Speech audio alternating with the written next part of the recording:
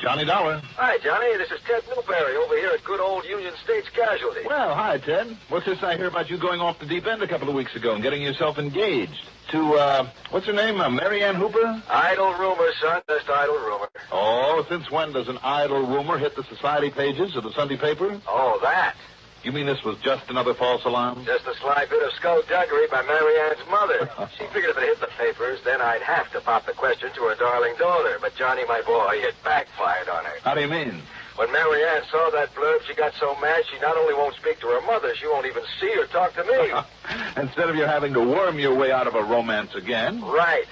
Thanks to dear old Mama, and without having to go through any soppy farewell scenes, I'm back in circulation and ready to play the field. Well, just you wait, though, Ted. Huh? When you do fall, and I mean all the way, including the marriage route, you are going to fall so hard the crash will be heard halfway around the world. No, Johnny. The only girl in this world I could ever really take seriously, who has the looks and figure and brains and wit and charm and all the other attributes. Oh, who that? Pandora. Pandora Peters, the most beautiful, most charming, most everything gal I ever knew. So when she does finally come to see and talk to me, okay, what happens? Oh, tell me.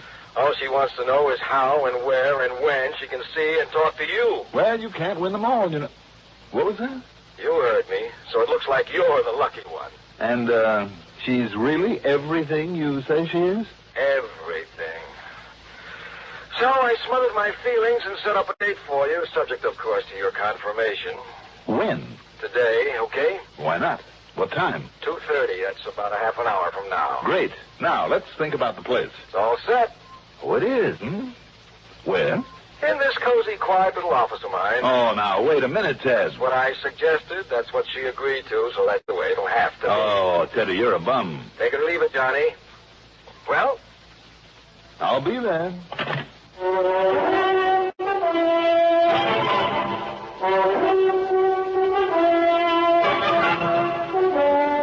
CBS Radio Network brings you Mandel Kramer in the exciting adventures of the man with the action-packed expense account.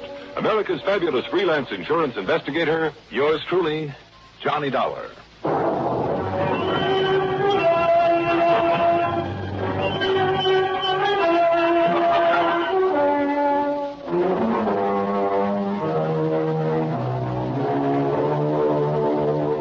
Account submitted by Special Investigator Johnny Dollar to the Union States Casualty Insurance Company, Hartford, Connecticut. Following is an account of expenses incurred during my investigation of the Nugget of Truth matter.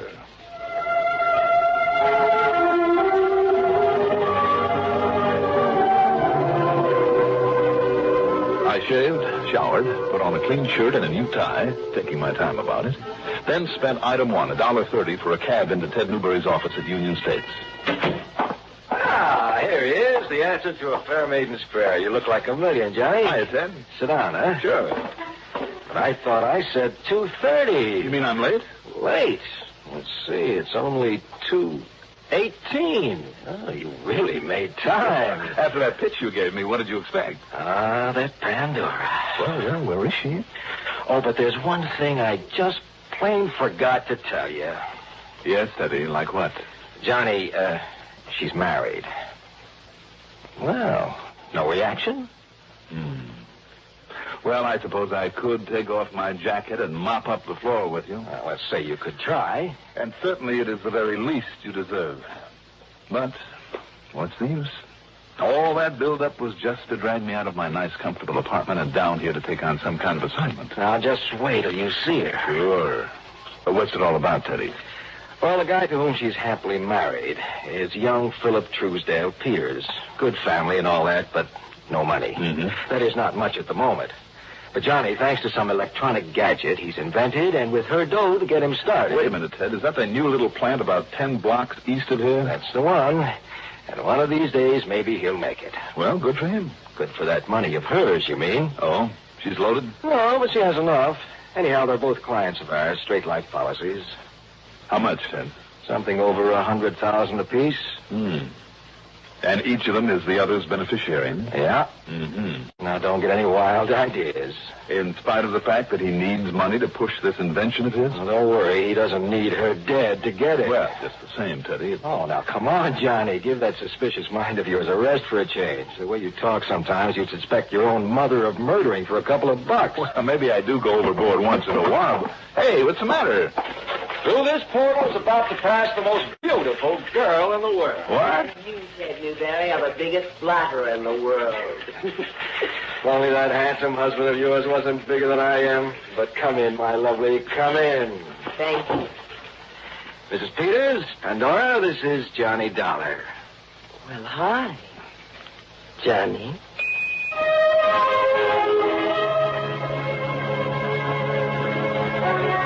I'll say this.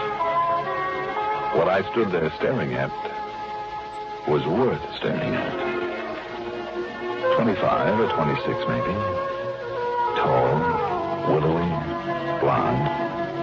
A faultless complexion with just enough makeup to enhance her natural beauty. Eyes a kind of gray-green, with little smile wrinkles at the corners. A cute little tilt to her nose and soft, full lips. And a darned attractive figure in a dress that didn't hurt it one bit. But there was something missing. Or maybe it was the other way around. Something there that shouldn't have been there. In her voice, in her eyes, I'm not sure. But there was a subtle coldness there that wasn't quite right. Not with all that beauty. The calm, calculating female that's invariably more deadly than the male. I wondered. I said hi, Johnny. Oh, I'm sorry. And did I lie to you, Johnny, about this gorgeous, glamorous creature? Oh, now, Teddy. What, so help me, how anybody like you could ever have any problems? Pandora, I do have one. And I'm afraid it's a pretty serious one. That's why I wanted to see you, Johnny. What is it, Pandora? Johnny, somebody is threatening to murder me. Really?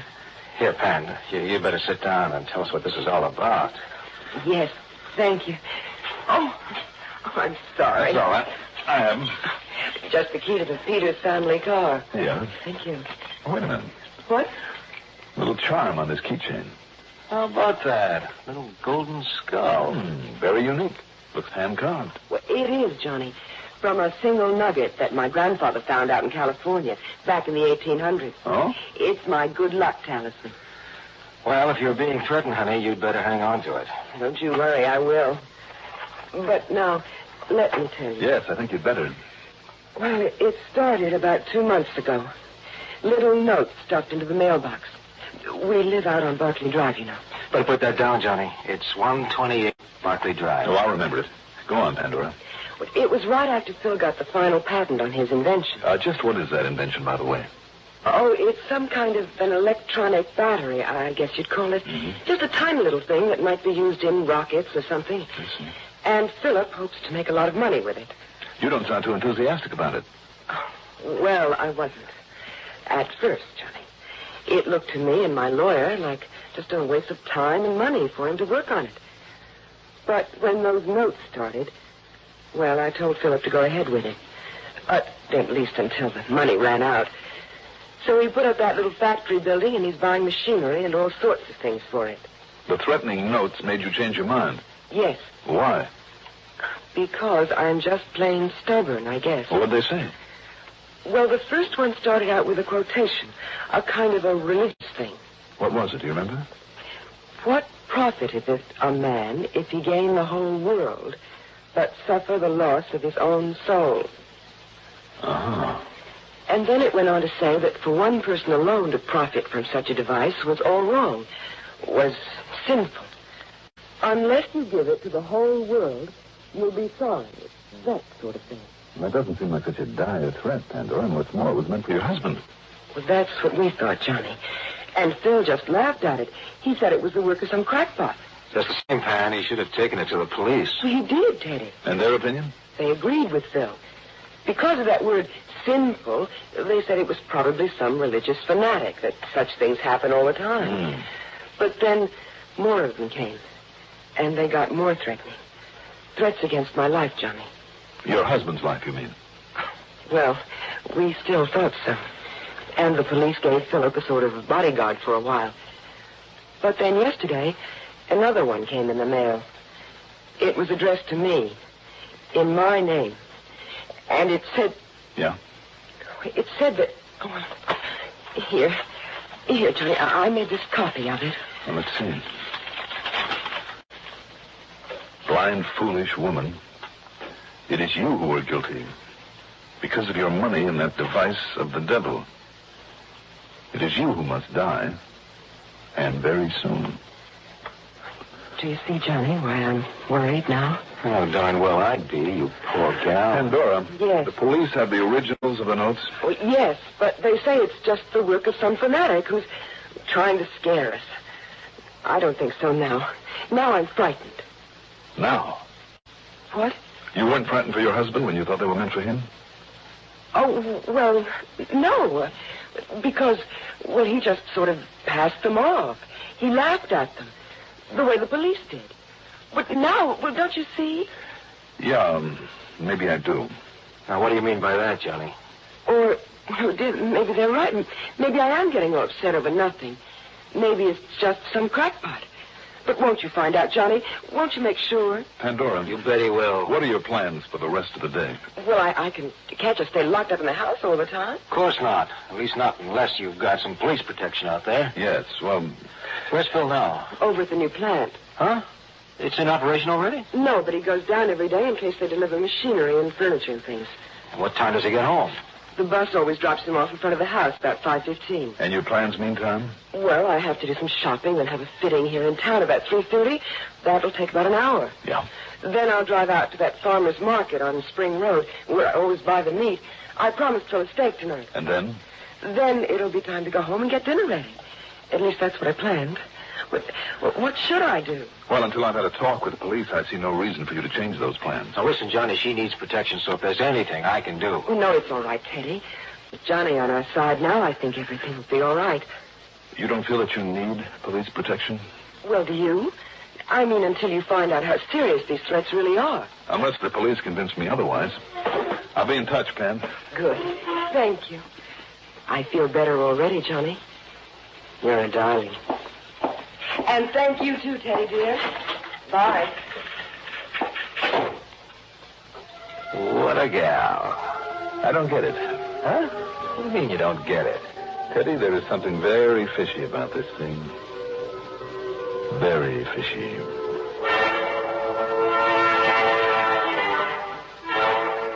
Expense account item 2, $1.20 for a cab back to my apartment where I picked up my own car, then headed out in the direction of the Peters home, way out on Barclay Drive. But after driving all of half a dozen blocks, the car suddenly conked out on me. By the time I got a tow from the auto club to a service station, then a repair job on my carburetor by the slowest mechanic I ever saw, it was after 5 o'clock. So instead, I drove to police headquarters and talked to Sergeant Bill Budd. Johnny, I've been on top of this thing from the very first of those notes to Peters, or to his wife. And the last one apparently was addressed to her. The last one, yeah. Well, if I were you, I'd put somebody on that gal 24 hours a day, Sergeant, until we find out where those notes are coming from. Now, you listen to me, Johnny. Go ahead, That's shoot. just what we did for him right in the beginning for nearly 2 months. Good men, too. Not even he had any idea they were on him, looking out for him. What happened? Nothing. Absolutely nothing. You figured the notes were just the work of some nut? That's what I told them. Meantime, we nearly broke our necks trying to find out where they were coming from. We bore down on every fanatic, every troublemaker in the town, and we know them all. Nothing. Then, suddenly, I got wise. How do you mean?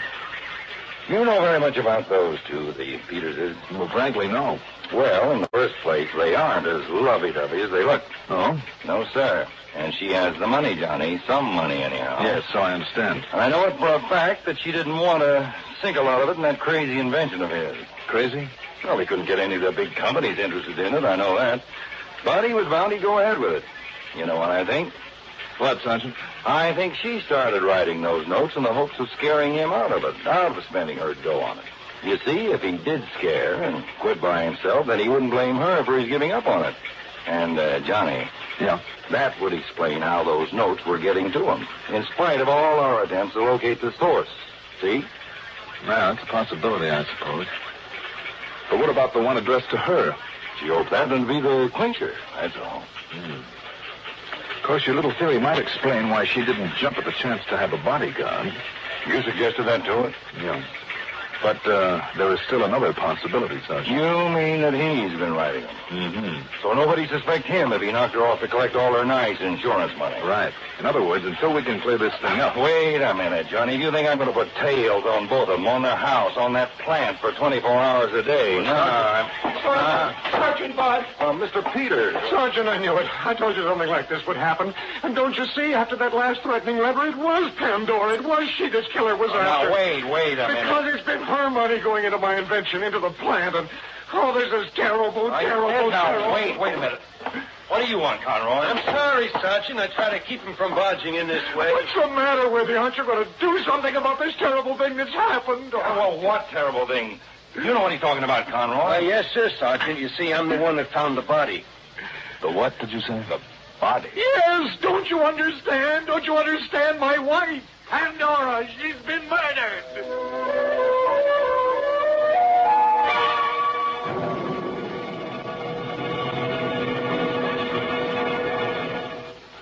Frontiers changed rapidly today. Mostly they seem to expand. Lately, they show even promise of expanding right into outer space. CBS News is presently covering the effort to break into space, and when the time comes to report news out in space, CBS newsmen will be looking for space helmets with room for microphones. Through the facilities of the CBS Radio Network, expanded CBS News, brought into your home hourly, combines with this station's local reports to give you up-to-the-minute accounts of events that change the world. Listen to expanded CBS News every hour on the hour, weekdays, here.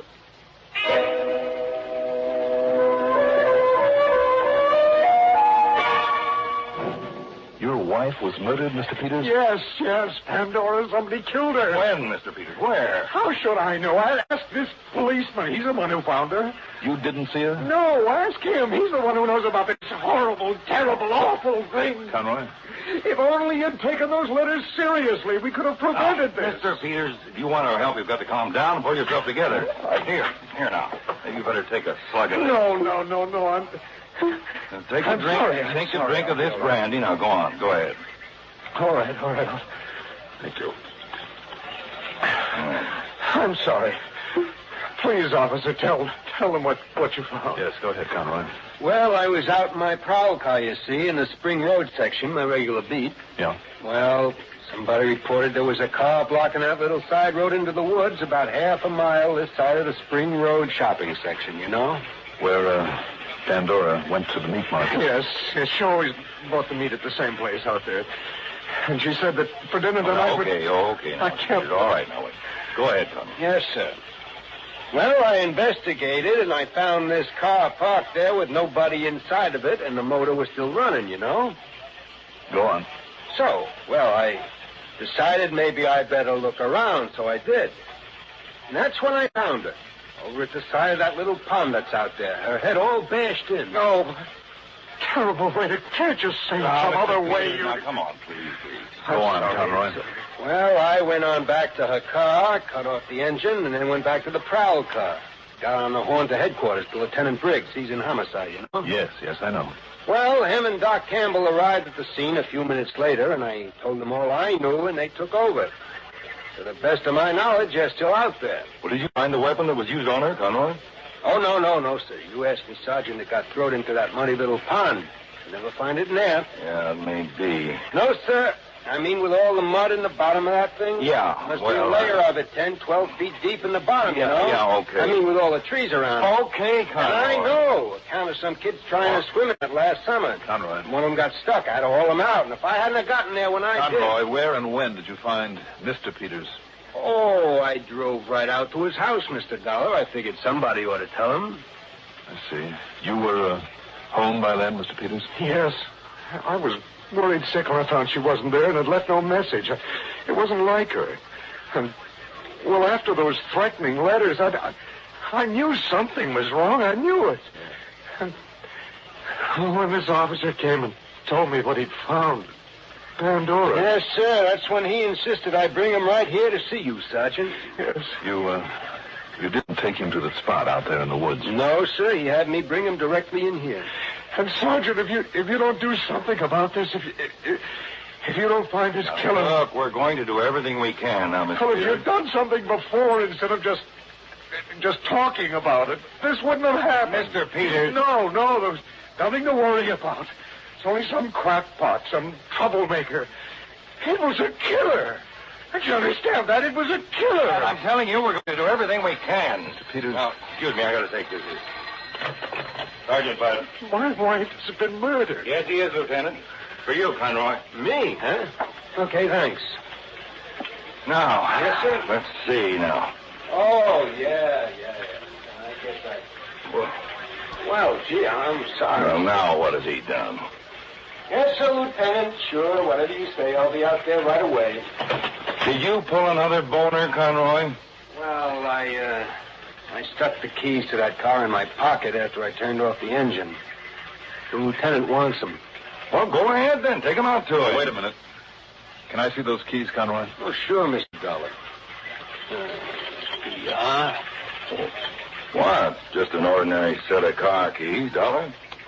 Yeah. And that's why they give us the answer to this whole thing. Yes, sir. Oh, I hope so. You have a set of these, too, haven't you, Mr. Peters? Why, yes, of course. May I see him, please? Yes, of course. Here you are. Thanks. Hey, will you look at that, Sergeant? That's some gold nugget carved to look like a skull. It's a sort of a good luck talisman. Good luck? Yes. I'm afraid, Mr. Peters, not for you. What? These are the keys your wife had early this afternoon when I talked to her. That means that to get hold of them, you had to be with her. Between the time I saw her and the time her body was found. Dollar. That also means, Mr. Peters, that... Well, do you want to tell us? Well, I had to. Don't you see, I had to kill her. Because of the money. Because I needed the money for my invention. I had to kill her. Sergeant, don't you think somebody better take this all down? I sure do. Go ahead with the plan. Thanks. Develop my invention.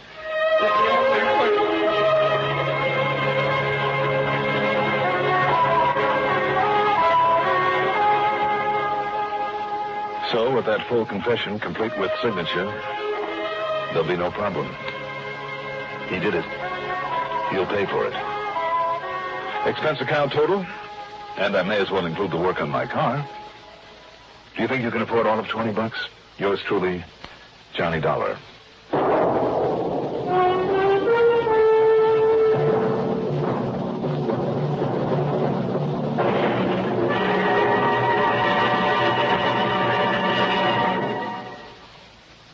Now, here is our star to tell you about next week's story. Next week, the most unlikely crook I've met in a long, long time.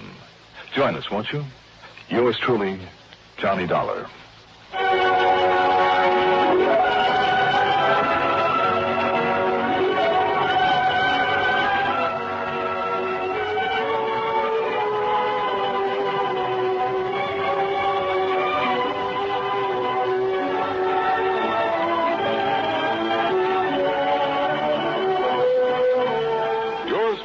Johnny Dollar is written by Jack Johnstone.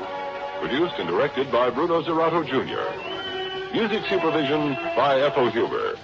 Johnny Dollar is played by Mandel Kramer.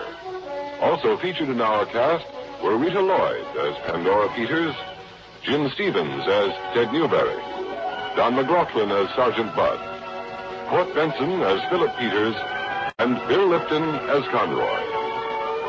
Be sure to join us next week. Same time, same station, for another exciting story of yours truly, Johnny Dollar. This is Art Hanna speaking.